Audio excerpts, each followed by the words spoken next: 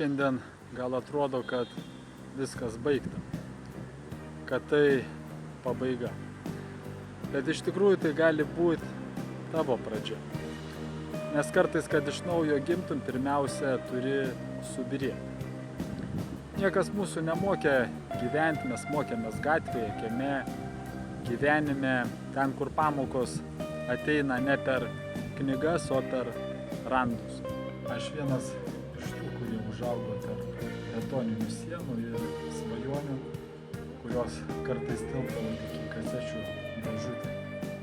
Tarp buitinių pokalbių ir dienų, kai neturėt nieko buvo norma.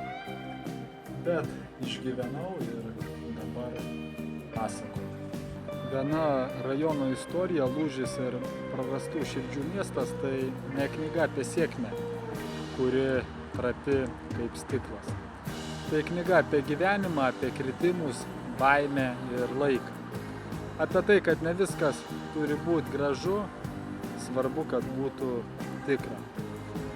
Ši istorija mano, bet jeigu sustosi ir įsiklausysi, galbūt išgirsi ir savo balsą. Nes galbūt šis rajonas ir tavo. Ši kova tavo kelias ir galbūt dabar atėjo laikas. Nepasiduoti, o pagaliau atsistoti ir eiti toliau.